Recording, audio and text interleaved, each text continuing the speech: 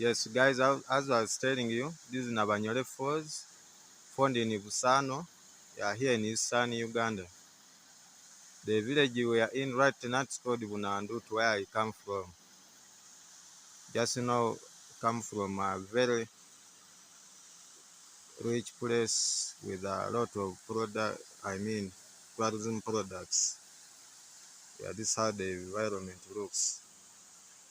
Has a lot of eucalyptus trees, so the environment is so cool.